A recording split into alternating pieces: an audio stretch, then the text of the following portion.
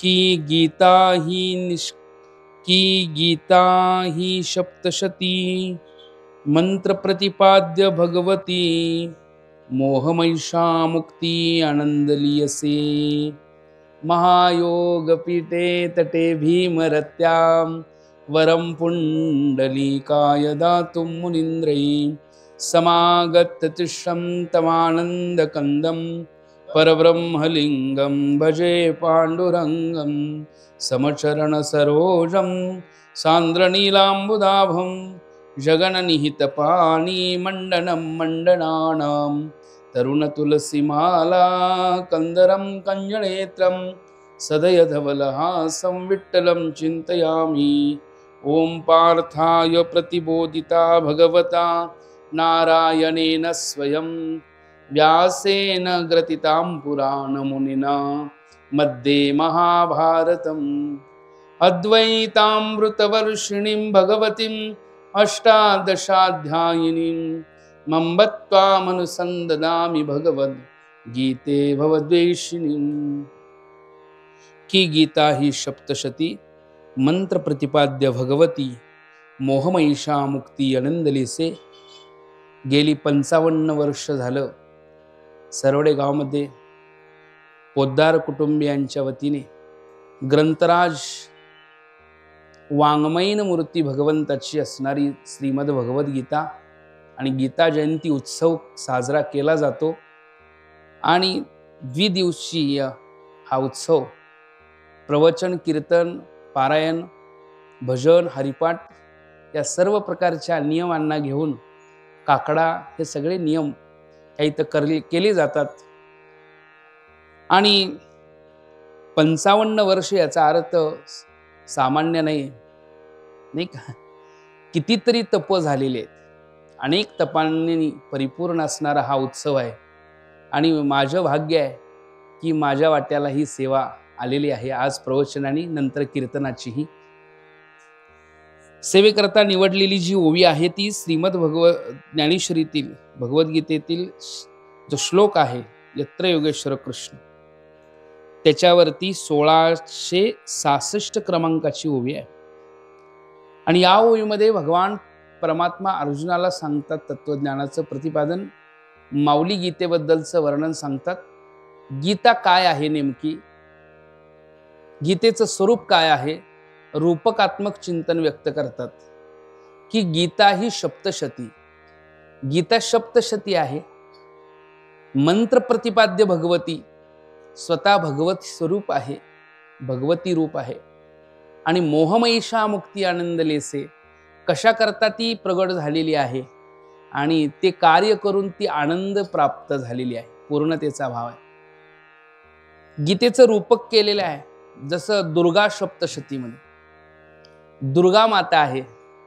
सगळ्याला माहिती आहे दुर्गा माता म्हणजे काय हो, की देवी आहे की जी सर्व देवतांच्या प्रार्थनेला ओ देऊन प्रार्थनेचा स्वीकार करून प्रगट झालेली, तिला म्हणतात काय दुर्गा माता, नाही का। दुर्गा उत्सव साजरा आपण करतो की नाही, दुर्गा उत्सव साजरा करतो। दुर्गा मातेची प्राकट्य रूपता कशी असेल म्हणाल तर सर्व देवांच्या विनंतीला महिषासुर नावाच्या राक्षसाला मारण्याकरता नाही का दुर्गा माता प्रस्तुत झाली, प्रगट झाली। त्या दुर्गा मातेचं रूपक केलेलं या ठिकाणी गीताजीच्या बाबतीत। जशी दुर्गा माता ज्या ग्रंथामध्ये प्रतिपादित आहे, वर्णित आहे, त्या ग्रंथाचं नाव आहे दुर्गा सप्तशती। काय नाव आहे ग्रंथाचं? दुर्गा सप्तशती। ती सप्तशती दुर्गा सप्तशती नावाचा ग्रंथ का त्या सप्तशती अशा रूपात तिला म्हटलं असेल तर 700 श्लोकांचं वर्णन त्याच्यामध्ये आहे। त्यामध्ये अर्धश्लोक, श्लोक, उवाच ह्या सगळ्याला घेऊन 700 क्रमांक होतो आणि म्हणून 700 क्रमांक असल्यामुळं सप्तशती, शती म्हणजे 100, सप्त म्हणजे 7, 7 वेळ 100 जिथं होतात त्याला सप्तशती म्हणतात।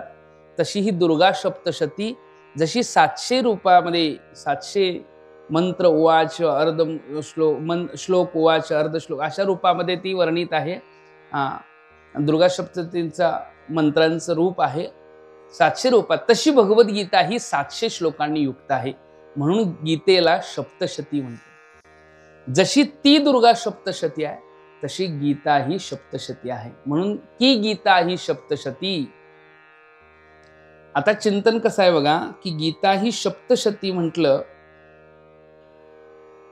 रूपकामध्ये तेच ते असं दाखवायचं असतं, उपमेमध्ये तद सादृश्य दाखवावं लागतं.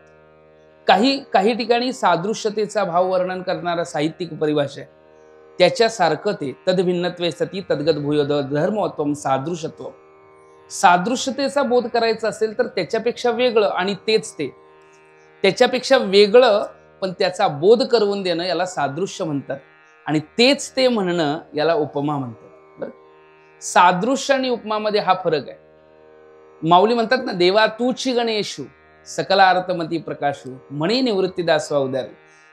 तेच ते देवा तूची गणेश ही रूपकात्मक चिंतन, आणि उपमेमध्ये काय होतं, त्याच्यासारखं ते, नाही का, त्याच्यासारखे ते. आणि अनुपमेयमध्ये काय होतं, राम रावण झुंजले कैसे राम रावणची जैसे. जिथं उपमाही देता येत नाही त्याला अनुपमेय म्हणतात. बरं का, काय म्हणतात, अनुपमेय. तसं या ठिकाणी रूपक केलेलं आहे, तेच त्या रूपामध्येच ती रूपता मानायची आहे. जरी भिन्नता असली तरी सुद्धा आपल्याला तिथं रूपकात्मक चिंतन करावं लागतं. भिन्नता आहे, दुर्गा मातेचं वर्णन जसं आहे ते त्या रूपामध्ये आहे, आणि गीताजीचं जो वर्णन आहे ते ह्या रूपामध्ये आहे. तरीही जशी ती दुर्गा मातेचं स्वरूप आहे तशी गीताजीचं हे स्वरूप असं सांगायचं आहे आपलं. बरं का, की गीता ही सप्तशती. सप्तशती म्हणजे 700. दुर्गा सप्तशती आहे. कोणी मंत्र ग्रंथ वाचलाय का दुर्गा सप्तशती? दुर्गा सप्तशती ग्रंथाचं पाठ करतात, त्याच्यामध्ये 700 क्रमांक येतात, वाच मंत्र श्लोक घेऊन, म्हणून तिला दुर्गा सप्तशती म्हणतात. तशी ही गीता सप्तशती, म्हणून की गीता ही सप्तशती. बरोबर, मंत्र प्रतिपाद्य भगवती, तिच्यामध्ये मंत्र आहेत. तसं गीताजीमध्ये जे श्लोक आहेत त्यांना काय म्हणता येईल आपल्याला, कारण मननात रायते ती मंत्र, मननात रायते. गीतेचा उच्चार केला तर गीता गीता गीता वाचे जे म्हणते, नाही पुनरावृत्ती तयानरा. तारणच होतं ना, नाही पुनरावृत्ती तयानरा. गीतेमध्ये गीताजीचं वर्णन केलं तर गीता शास्त्रम इदम पुण्यम यपडेत प्रेत पुमान विष्णू पदमो आपनोती वै शोकादिवर्जित. त्यामुळे गीता ही श्रेष्ठ आहे, आणि तिच्या मंत्रांचं तिचं जे उच्चारण जर झालं, तिचं वारंवार पठण जर झालं, तर त्या गीताध्ययनशीलस्य प्राणायाम परस्य नैव संती ही पापानी पूर्वजन्म कृतानीच, असं वर्णन केलं. पूर्वजन्म कृतानीच नैव संती ही पापानी, निर्माण पाप झालेलं निवृत्त होण्याचं सामर्थ्य गीता दे. म्हणून मल निर्मोचलम पुंसा जनस्नानम दिने दिने सकृत गीतांबसी स्नानम संसार मलनाशनम. त्यामुळे संसार मलनाशनम, अत्यंतिक दुःखाची निवृत्ती आणि परमानंदाची प्राप्ती करून देण्याचं जी साधन रूपता आहे ती कोण असेल तर ती कोण आहे, भगवद्गीता आहे, ज्ञान आहे. त्यामुळं गीता ही मंत्र रूपात आहे, कारण मननात त्रायते.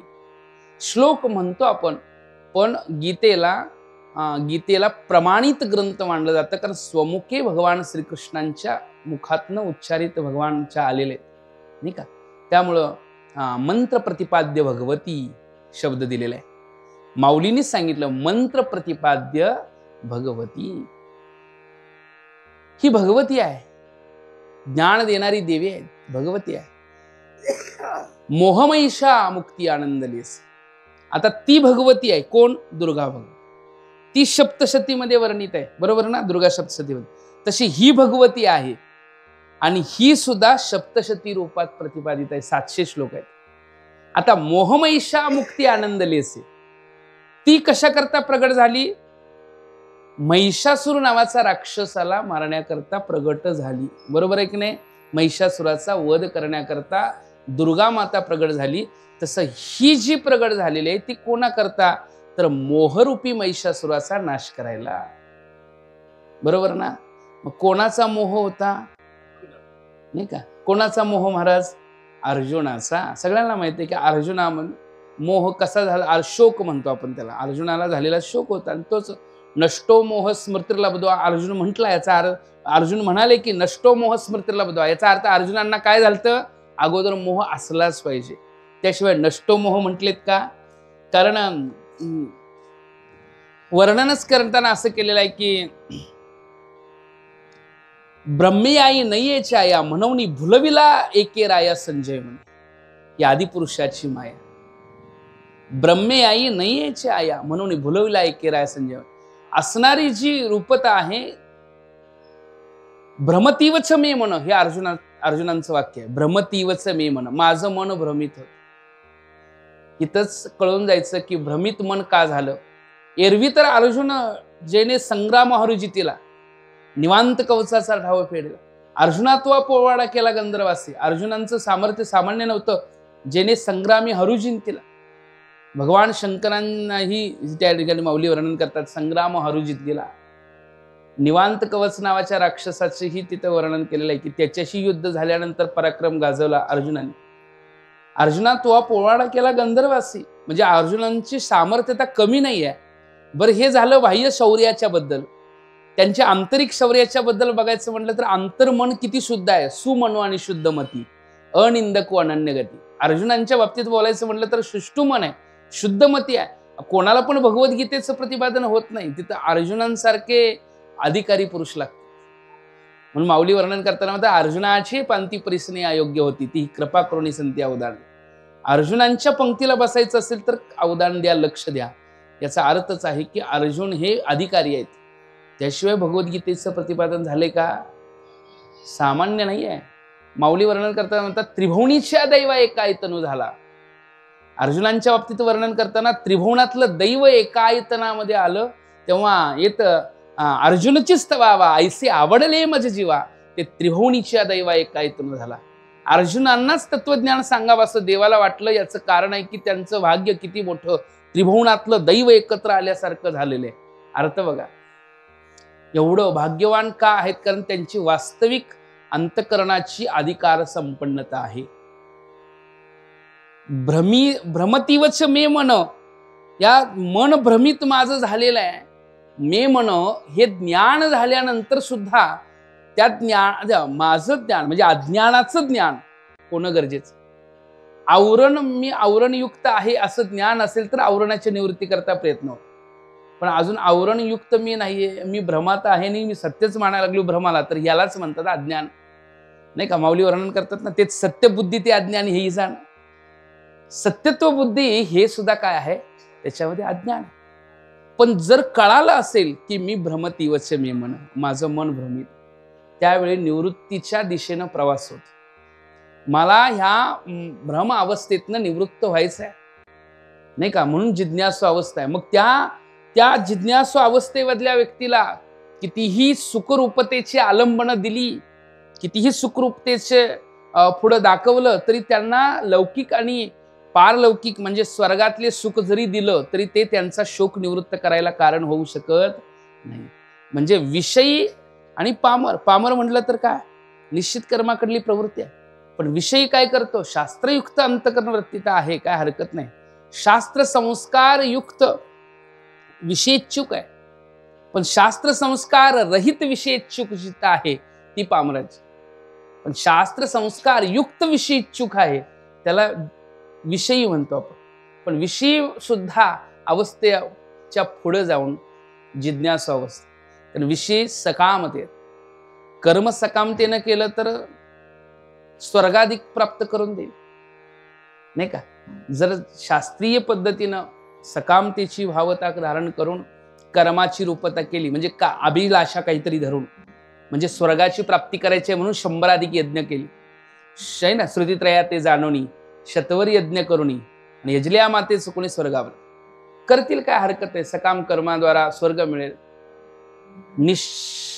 सकाम उपासनेद्वारा वैकुंठाधिक लोक मिळतील, नाही का? सकाम कर्माद्वारा स्वर्गाधिक लोक मिळतील, सकाम उपासनेद्वारा वैकुंठाधिक लोक मिळतील, नाही का? सकाम उपासना पण करतात ना लोक, मला ही गोष्ट पाहिजे, ही मला प्राप्ती पाहिजे म्हणून देवाची उपासना करणारे काही लोक आहेत, नाही का? पण त्या अवस्थेमध्ये ती विषयी इच्छुकता असणारी, विषयी म्हणजेच त्याला विषयी म्हणतात, जे की शास्त्र संस्कार युक्त आहेत पण विषय इच्छुक आहेत. अजून त्यांना अभिलाषा आहे बरं का, मला हे मिळा. आता वैकुंठ या शब्दाचे अर्थ बरेच होतात. वैकुंठ लोक एक वेगळा, वैकुंठ लोक, वैकुंठ भुवरी, वैकुंठ पंढरी, आणि ज्ञानदेवा पाट हरी हा वैकुंठ. तीही रूपत आहे. वैकुंठाचं विगतः कुंठा यस्य सह वैकुंठ, नाही का. विगत जिथे ज्या ठिकाणी स्वरूपाच्या ठिकाणी स्थैर्यतेचा भाव, ती वैकुंठ. विषय काय सांगत होतो आपण, की विषय जो आहे तो शास्त्रयुक्त संस्कारयुक्त विषयच्छुक जरी असला तर तिथेही ते रममान होत नाहीत. कोण? ज्यांना जिज्ञासा लागलेली आहे की मनाच्या निवृत्तीची साधनता शोधायची, मनाच्या भ्रमित अवस्थेची निवृत्ती करण्याची. निवृत्ती साधन नव्हे तर मनाच्या भ्रमित अवस्थेच्या निवृत्तीची, म्हणजे मन स्थैर्यतेची. मग मन भ्रमित होणं, मन चंचल होणं, बरं का, मनाची रूपत आहे. मन भ्रमित होणं, मन चंचल होणं आणि मन मलयुक्त राहणं, तीन गोष्टी. मल आणि विक्षेप नावाच्या दोषांनी युक्त मन, आणि त्याच्या पुढे जाऊन भ्रमित मन. भ्रम म्हणजे विक्षेप, आणि मल आणि विक्षेप निवृत्त झाला तरी काय निवृत्त व्हायची गरज आहे? मग आवरणाच्या निवृत्ती, म्हणजे आवरण जे आहे ते कशामुळे आहे? जोपर्यंत भ्रम आहे. म्हणून भ्रमित मन, चंचल मन आणि मलयुक्त मन, बरोबर ना. मग मलयुक्त मनाच्या निवृत्ती करता निष्काम कर्म आहे, चंचल मनाच्या निवृत्ती करता निष्काम उपासना आहे, आणि भ्रमित मनाची रूपता निवृत्त व्हायची असेल तर आवरण दोषाकरता ज्ञान गरजेचं, बरोबर ना. मग आता देवाने विचार केला, भ्रमतीवच मी मनः असं जर म्हणत असतील अर्जुन, तर त्यांना स्वर्गाधिक प्राप्ती नाहीच म्हटले, त्याच्याद्वारा माझ्या दुःखाची निवृत्ती होणार नाही. अत्यंतिक दुःख निवृत्ती त्यामुळे होणार. काय म्हणतात अर्जुन महाराज सर, की नहि प्रपश्यामि ममापनुद्यात यशोकमुषोषणम इंद्रियाणाम अवाप्य भूमा वसपत्न मृद्धम राज्यम सुराणाम अपि चाधिपत्यम. नाही प्रपश्यामि, मी बघू शकत नाही म्हटले, की मला माझा हा शोक जो आहे तो कोणत्या साधनाद्वारा निवृत्त होईल, मी साधनं बघू शकणं झालं. त्या पृथ्वीवरचं राज्य काय म्हणले, स्वर्गाचं राज्य मिळालं तरी माझा शोक काय निवृत्त होणार? म्हणजे इहलोकी आणि परलोकीचं, म्हणजेच त्याला म्हणतात दृष्ट आणि अनुश्रविक मार्ग. दृष्ट आणि अनुश्रविक. दृष्ट म्हणजे प्रत्यक्ष, अनुश्रविक म्हणजे स्वर्गाधिक, नाही का. याची प्राप्ती जरी झाली तरी माझा शोक निवृत्त होणार नाही, असं अर्जुनांचं म्हणणं आहे. मग त्यांना शेवटी कशाची अपेक्षा करायला पाहिजे? शेवटी त्यांना काय दिल्यानंतर होईल? तर म्हणले ज्ञ, म्हणजे ज्ञान. कारण कर्माद्वारा स्वर्गाची रूपत आहे, मोक्ष उपासनेद्वारा मोक्ष स्वर्गाची रूपत आहे, बरोबर ना. कर्म उपासना, मग कर्म उपासना निष्काम केली तर तीच मोक्षाची साधनता होते. मोक्षाची काय होते? साधनता होते, कर्म उपासना निष्काम केली. अर्जुनांना मग हा जो भ्रमित झालेल्या अवस्थेचा मोह आहे तो निवृत्त कसा व्हायचा याच्याकरता जे प्रतिपादन झालेलं आहे त्याचं नाव आहे भगवद्गीता. आणि शेवटी अर्जुनांनी म्हणून दाखवलं की नष्टो मोह स्मृतिर्लब्ध्वा त्वत्प्रसादात् मयाच्युत. माझा मोह निघून गेला. काय म्हटले अर्जुन बघा, माझा मोह संपून गेला. अर्जुन म्हटले की नाही, याचा अर्थ आहे की मोह निवृत्तीला कारण कोण आहेत? त्वत्प्रसादात, भगवंताच्या प्रसादाने. भगवंताचा प्रसाद कसला आहे? की हे ज्ञानरूपी दान अर्जुनांना. कोणतं काय दिलेलं आहे? नेमकं ज्ञान. आणि त्या ज्ञानांची रूपता म्हणजे भगवंताची वाङ्मयीन मूर्ती असणारी श्रीमद भगवद्गीता. नुकती भगवद्गीताची नाही तर नाव काय आहे? श्रीमद भगवद्गीता वाङ्मयीन मूर्ती. म्हणजे भगवंताची स्वरूप रूपता वाङ्मयीन मूर्ती आहे. भगवंताच्या विविध रूप आहेत आणि ही गीता जाणा ही वाङ्मयीन श्रीमूर्ती प्रभूची. शास्त्रवाच्य अर्थ फळे मग आपण मावळे, तैसे नव्हे हे सगळे परब्रह्मची. काही शास्त्रांचा अर्थ प्राप्त करून दिल्यानंतर ते आपोआप बाजूला होतात, कारण ते साधन आहेत. साधन साध्याची प्राप्त करून देऊपर्यंतच. एकदा का साध्य प्राप्त झाल्यावर साधनाची आवश्यकता काय पडते का? पण ते असं शास्त्र हे नाही आहे. मग आपण मावळे तैसे नवे हे सगळे परब्रह्मच. कारण हे शास्त्र आहे आणि शास्त्राद्वारा प्रतिपादित बोधित विषय काय करतात, आवरणाची निवृत्तीच करून टाकतात. जिथं आवरणाची निवृत्ती करणारी साधनता आहे म्हणजे ते अक्षर सामान्य नाही. ते अक्षर सामान्य या अक्षर नव्हती देका ब्रह्म साम्राज्य विका अर्जुना लागी चित्कळिका उजळली श्रीकृष्ण. हे अक्षर अक्षर म्हणता येत नाही सामान्य रूपात. माऊली गीताजींच्याबद्दल फार सुंदर वर्णन करतात. म्हणजे आत्ता जे वर्णन आपण बघितलं की गीता ही निष्कपट माय, की गीता ही सप्तशती मंत्र प्रतिपाद्य भगवती, मोहमहिषा मुक्ती आनंदलेस. मोहरूपी महिषासुराचा नाश केला. कोणामध्ये आलेला असणारा मोह, अर्जुनांमध्ये. आणि नष्टो मोह म्हटल्यानंतर त्याचा काय झाला महाराज, नाश झाला. झाला की नाही? कशामध्ये नाश झाला? नष्टो मोह या बोलण्यामध्येच आहे. आमचा मोहन जात नाही तोपर्यंत, मोह जात नाही तोपर्यंत भ्रमरूप अवस्था आहे. पण नष्टो मोह अर्जुन म्हटले 11व्या अध्यायामध्ये पण अर्जुन म्हटले महाराज की मदनुग्रहाय परमम गुह्य मध्यात्म संज्ञितम यत्व्यक्त वचस्तेन मोहोयम विगतो ममः. तिथंही म्हटले माझा मोह निघून गेला. 18व्या अध्यायामध्ये पण म्हटले की नष्टो मोह स्मृतर लब्ध्वा तत्प्रसादात मिळायचे. मग 11व्या अध्यायात पण म्हटले आणि कितव्या अध्यायात म्हटले? 11व्या अध्यायात पण म्हटले आणि 18व्या अध्यायात पण म्हटले. पण खरंच मोह निवृत्त झाला हे कोणत्या अध्यायातलं समजून जायचं नाही का? म्हणजे अर्जुनांचा मोह थोडा क्रम कसा आहे बघा, क्रम कसा आहे बघा की मोहनिवृत्त अवस्था, ज्ञानानं मोहनिवृत्त होणं. हा मोह म्हणजे काय असेल तर अत्यंत मनाच्या तमोगुणाने युक्त असणारा, मनामध्ये प्रवृत्त असणाऱ्या, मन हे रजगुणाने युक्त आहे. पण मोह जो आहे ना, मोहित अवस्था करणं, भ्रमित अवस्था करणं म्हणजे ही अज्ञानाची परिपूर्ण कारण, अविद्या. आणि त्या अविद्येनंतर नाही का, अविद्येचा परिणाम काय आहे? मोह, आसक्ती, काम, क्रोध, लोभ नाही का, ह्या प्रवृत्ती आहेत, या विकार आहेत. काय आहेत हे? विकार आहेत.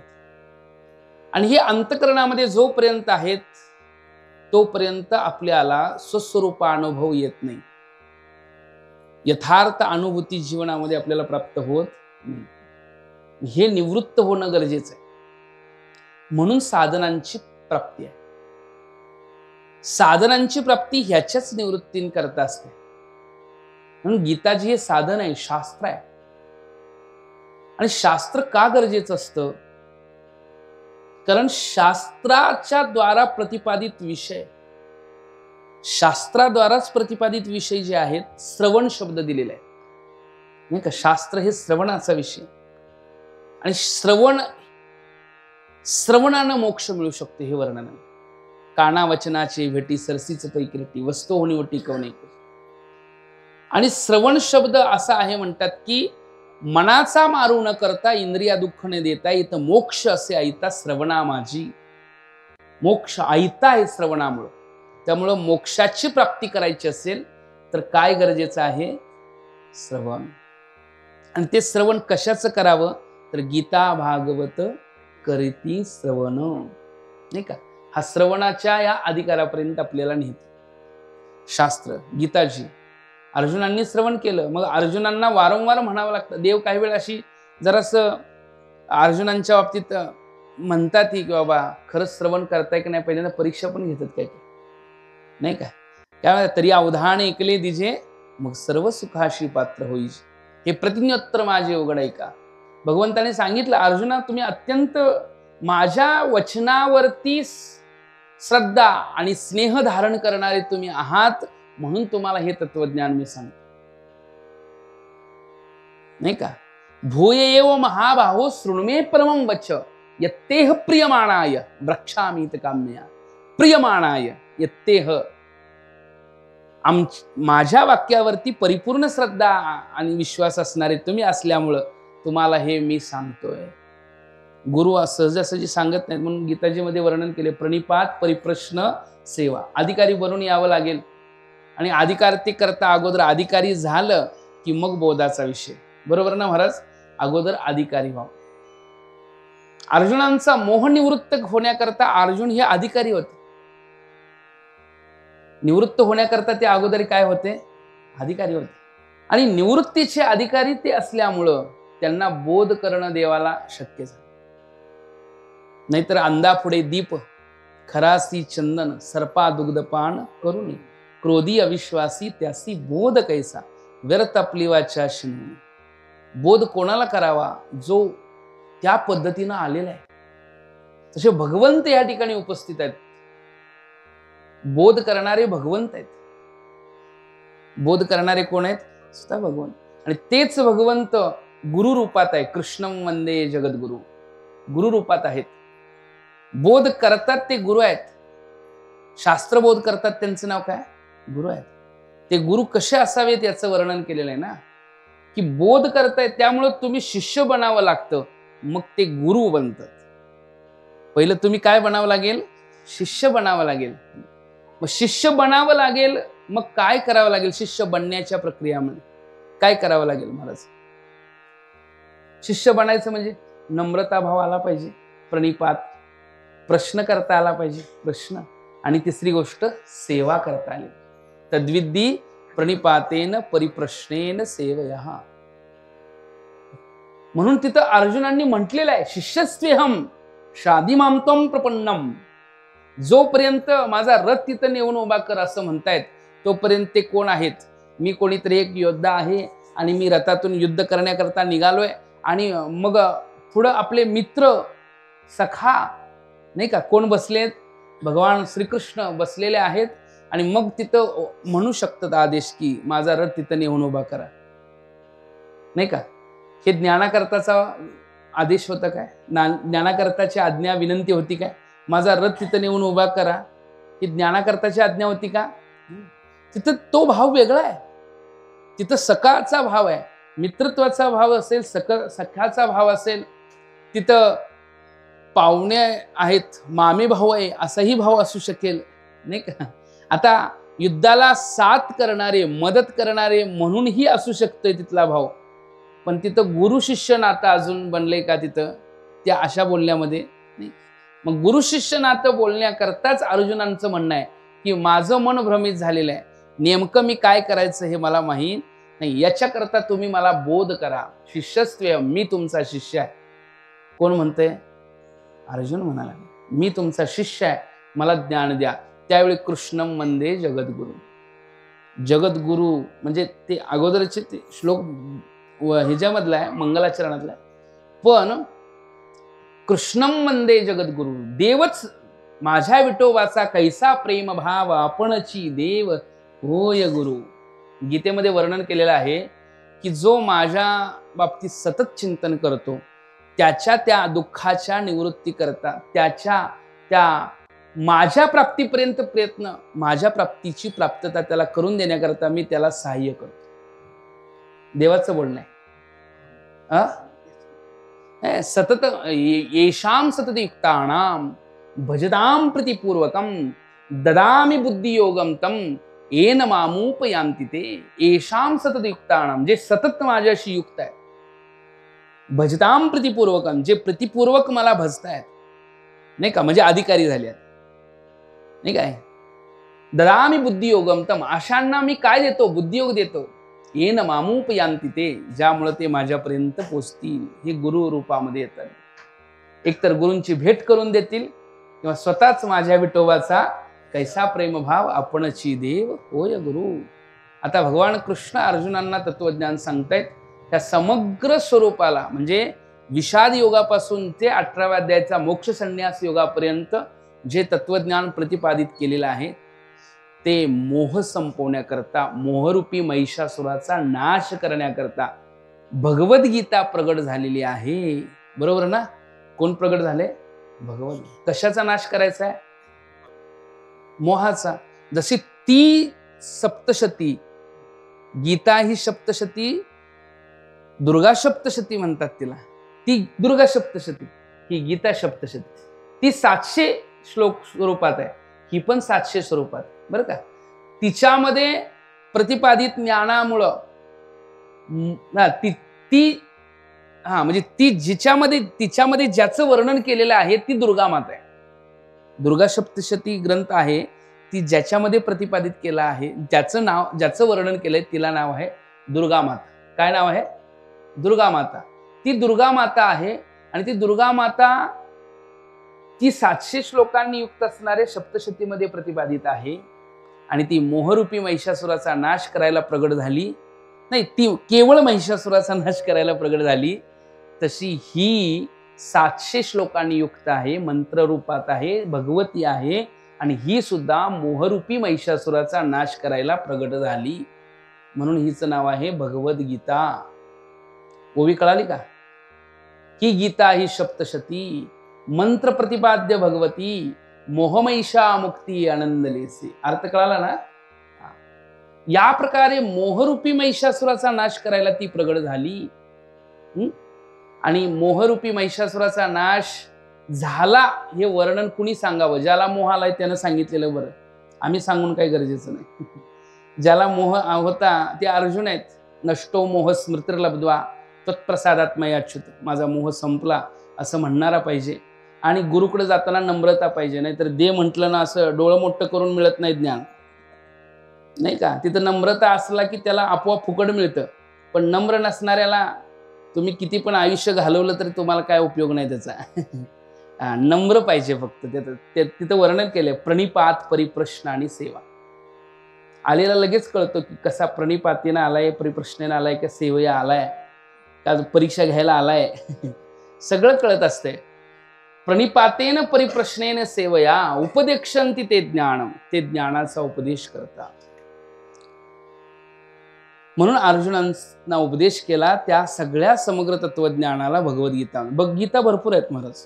मी विषयांतर करणार नाही म्हणून ह्याच ठिकाणी स्थिर झालं बरं का. हा, आणि जास्त विषयांमध्ये आतमध्ये मोठ्या विषयांमध्ये प्रवेश पण का करणार नाही? कारण वेळेचं पण बंधन आहे आपल्याला, नाही का? म्हणजे टाइम आपल्याला 5-4 मिनिटं राहिले आता, कारण 6:45 थांबवा सांगे. मंत्र प्रतिपाद्य भगवती मोहमैषा मुक्ती आनंदलेसे. आता ती आनंदली. आनंदी म्हणजे काय हो? आनंदित झाली. आनंदित झाली. आता वास्तविक ज्याच्याकरता प्रगट झाली ते कार्य झाल्यानंतर स्वाभाविकच आनंद येणं भाग आहे, नाही का? आपण इथं आलो, अपेक्षा घेऊन आलो असेल की मला काहीतरी ज्ञान मिळावं. मिळालं तर सुख आहे, नाही मिळालं तर दुःख आहे. तसं ज्याच्याकरता प्रगट झाली ती कार्य पूर्ण झालं म्हणजे अर्जुनांचा मोह संपून गेला. हे अर्जुनांच्याकडंच वाक्य आलं. व्यास प्रसादात सुतम येतात. बरं, अर्जुनाचं निमित्त करून किती लोकांना मिळालं? संजय खुश झालेत, नाही का? संजय पण सुखी आहे. फक्त धृतराष्ट्राला मिळून सुद्धा कळालं नाही. का कळालं नाही? कारण धृतराष्ट्राला ते अपेक्षितच नव्हतं.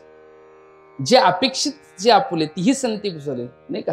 अपेक्षित असणारी पूर्णता केली तर बरं आहे. म्हणून इथं वर्णन केलेलं आहे गीताजीमध्ये की जे अभिलषित मनोरुची पुरविता तो. या जे शास्त्रचिंतन आहे हे अभ्यास आहे, अभिलषित मनोरुची पुरवतात. अभिलषित मनोरुची म्हणजे काय? तुम्हाला ज्ञानाची अपेक्षा आहे तर तुम्ही ज्ञान प्राप्त करून घेताना तुम्हाला ते मिळतं पण, बरं का? पण जर ज्ञानाची अभिलाषा न करता जर आला असेल, अपेक्षा आली असेल, तर पाठ केल्यानंतर त्याचंही फळ आहे उपासना रूपात. नुकता पाठ केला तर त्याचं उपासना म्हणून काय आहे? फळ आहे. पुण्य आहेच की, का नाही महाराज? शास्त्राचं पठन केलं तर पुण्य आहे की नाही? पण अर्थासहित पठन केलं तर ज्ञान आहे. नुकतं पठन केलं तर पुण्य आहे, कारण ते शब्द अक्षर सामान्य नाहीत असं वर्णन आहे. बरोबर ना? पण माऊलींनी गीताजीच्या बद्दल एवढं वर्णन ज्ञानेश्वरीमध्ये केलेलं आहे की गीताजी श्रेष्ठ किती आहेत. फार सुंदर वर्णन केलेलं आहे माऊली. प्रत्येक जर ओवी आणि ती काळाने म्हणली तर फार सुंदर. म्हणजे काय सांगावं की गीताजी कशी आहेत? की गीता ही निष्कपट माय. आई शब्द वापरलाय गीताजी. ज्ञानोबरायांनी ज्ञानेश्वरीमध्ये आई शब्द कुणाकुणाकरता वापरला असेल ते गुरुला आई म्हणतात. म्हणून अंबे श्रीमंते निजजनक कल्पलते आज्ञापी माते ग्रंथ निरूपणी. तसे गीताजीला आई म्हणतात. गीता ही निष्कपट माय चुकोणी तहणे हिंडे जेवाय ते माय सुता भेटेव ह्या धर्म तुमचा. गीता ही निष्कपट आई आहे म्हणतात. गीतेसारखी रूपता माऊली सांगताना म्हणतात की ही गीता एवढी श्रेष्ठ आहे की एखादा समुद्राच्या सारखी व्यापकता, समुद्रासारखी खोली ज्ञानाची ही गीतेपेक्षा आणि कशामध्ये होय. माऊली याच्याकरता उदाहरण देताना म्हणतात का टिटू चाचवरी माप सोये सागरी मी नेनतो त्या परी प्रवृत्तीत. टिटवीनं जर समुद्र उपसून टाकायची विचार केला तर जमेल काय तिला? पण संकल्प तिच्या एक भाव आहे की नाही. माऊलींनी हे उदाहरण त्या धर्तीवरती म्हणजे त्या विषयाला घेऊन केलेलं आहे की माऊलींनी रघुवंशामध्ये महाकाव्यामध्ये कालिदासजी अलीकडचे असतील पण माऊली 700 नाही ना. कालिदासजी पण फार जुने संस्कृतज्ञ. कालिदासजींनी रघुवंशामध्ये लिहिलेलं आहे क्व सूर्यपर्व वंश क्वचाल्प विषयामध्ये तितर्षु दुस्त्रम मोहात ओंगी पेनास्मी सागर.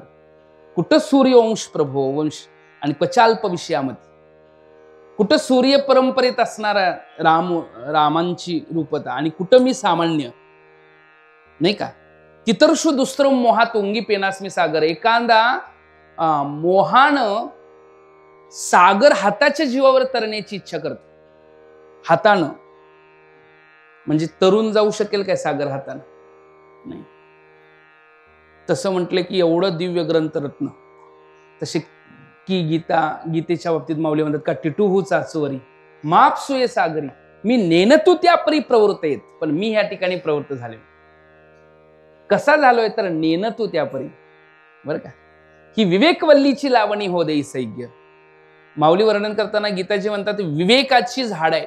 विवेकवल्लीची लावणी नुकती झाड नाही, विवेकाची तरू विवेकाची झाड आहे. इथं बाकी काय मिळत? कुठल्या राजाची कथा दिसते काय? कुठल्या प्रधानाची कथा दिसते? इथं विवेकवल्लीची झाड आहे. आणि ज्ञानेश्वर नुकती जरी वाचायला लागला तर तुम्हाला एवढं ज्ञान होऊन जाऊ शकतं. बरं का. केवळ वाचनामध्ये ज्ञान मिळतं, नुकतं ज्ञान मिळत नाही. कसं मिळतं? वाचन पठण केलं तरी त्या ठिकाणी पुण्य मिळतंच, पण त्याचा आशीर्वादानं काही ना काही वेळात तुम्हाला ज्ञानही भेटू शकतं. बरं का. वाचनाचा परिणाम आहे. म्हणून आपण काय वर्णन करत होतो महाराज? गीतेच आहे. सप्तशती असणारी गीता, भगवती मंत्री प्रतिपाद्य करणारी भगवद्गीता विवेकाची झाड आहेत. कसली झाड आहेत? विवेकाची जी झाड आहेत. विवेकाची झाड का विवेकवल्लीची लावणी नव्हे नव्हे. तेच अनेक ठिकाणी असं माऊली वर्णन करताना करतात त्याच्या बाबतीत नाही. विवेकाची काय केलं? आता अवतारा कथा घन जे सकळ कौतुका जन्मस्थान की अभिनव उद्यान विवेक तरुचे. अभिनव उद्यान, उद्यान आहे पण कशाचं उद्यान आहे? विवेक तरुचं उद्यान आहे. कसलं उद्यान आहे? विवेक तरुचं उद्यान आहे. ते कशा करता प्राप्त झालेलं आहे? अर्जुना करता नाही तर केवळ अर्जुन तर अर्जुना करता झालेच, पण केवळ अर्जुना करता नाही तर अर्जुनाला निमित्त करून जगातल्या प्रत्येका करता निमित्त करून पारता ते दुबिनली जगापुरते श्रीकृष्ण गाय नाही का. दुबिनली जगापुरते श्रीकृष्ण गाय वत्स करुणी पारता. बघा अर्थचिंतनीय आहे. श्रद्धेनं स्वीकारावं. अभ्यासाला आणि प्रवचनला बसलं तर असं डळमळीत बसायचं नाही, नाहीतर तो दोष असतो. प्रवचनला नम्रतेचा भाव धारण करायचा, नाहीतर मग आम्ही महाराजाच्या पेक्षा वेगळा भाव धारण केला, मला लय येते ह्यांना काय येते असं जर केलं तर ते संवाद नाही आहे. अर्थ तो नाही आहे नाही का. त्याच्याकरता नम्रता महत्वाची आहे. श्रवण करताना अर्जुनांच्या बाबतीत असं होतं सुमनु शुद्ध मती. सुमनु म्हणजे सुष्टू मनू. अनिंदकू अनन्य गती. गती परमात्म्याशिवाय दुसरी कशाची नव्हती. त्यामुळं भाव शुद्ध ठेवून बसायचं, नाहीतर महाराजाला कसा झुकवला असं म्हणायचं नाही. शेवटपर्यंत काय काय सांगू द्या, आमच्यावर काही फरक पडत नाही असं म्हणायचं नाही. म्हणजे एक मी सार्वत्रिक सांगतोय, व्यक्तिगत कुणाबद्दल बोलत नाही. बरं का महाराज. म्हणजे नम्रतेचा भाव सगळ्यात पहिला आला पाहिजे. प्रणिपातेन परिप्रश्नेन सेवा. शरणांगतता आली पाहिजे. कोणाला कमी लेखलं नाही पाहिजे. कमी जर लेखलं त्यातल्या त्यात वर अधिष्ठानावर बसलाय त्याला तर अजिबात कमी लेखायचं नसतं. अर्थ कळाला का? तुम्ही माप ज्ञानी असाल पण अधिष्ठानावर बसलेला कमी लेखायचं नाही. कारण तो तिथं भागवतामध्ये वर्णन आलंय, जो बसलेला आहे तो शुकदेवांच्या प्रमाणे. शुकाचार्य जेव्हा म्हणून तो गादी अधिष्ठानावर आपण त्यांना बसवतो, श्रद्धेनं बसवतो, आदरानं बसवतो. कसा बसवतो? श्रद्धेनं, आदरानं.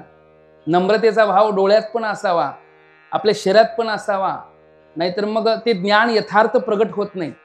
जसं अपेक्षित आहे ते ज्ञान तुमच्यामध्ये तुमच्याकरता देण्याकरता प्रगट होत नाही. म्हणून शुद्ध अंतकरण ठेवून श्रवण करावं, असं की वक्ता श्रोता श्रवणे पठणे पावती समभाव. वक्ता आणि श्रोता श्रवण आणि पठण करताना एका अधिष्ठानावर येतात. कारण तिथं तो वक्ता वक्ता नाही, श्रोता श्रोता नाही, तर ते एका अधिष्ठानावर येतात. कारण इथं शब्द एकच असतो.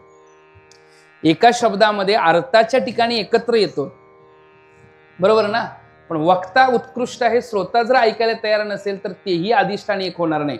मग श्रोते उत्कृष्ट आहेत, पण वक्ता सांगण्यामध्ये तयार नसेल तेही एका अधिष्ठानावर येत नाही. पण असो, आपल्याला जर ज्ञानेश्वरी समोर ठेवून जर बोलण्याचा भाव असेल तर त्या ठिकाणी नम्रतेचा भाव पाहिजे, शरणांगता पाहिजे, मग तत्वज्ञान भेटतं. अर्जुनाची पांती परिसनया योग्य होती, तीही कृपा करुणी संती अवधान. अर्जुनाच्या पंक्तीला बसावं असं वाटत असेल तर त्या योग्यतेचं बनावं लागेल, त्या योग्यतेचं बनावं लागेल. असो की गीता ही सप्तशती मंत्र प्रतिपाद्य भगवती मोहमैषा मुक्ती आनंदलेस. गीता ही सप्तशती म्हणजे 700 श्लोकांनी युक्त आहे. जशी दुर्गा सप्तशती 700नी युक्त आहे.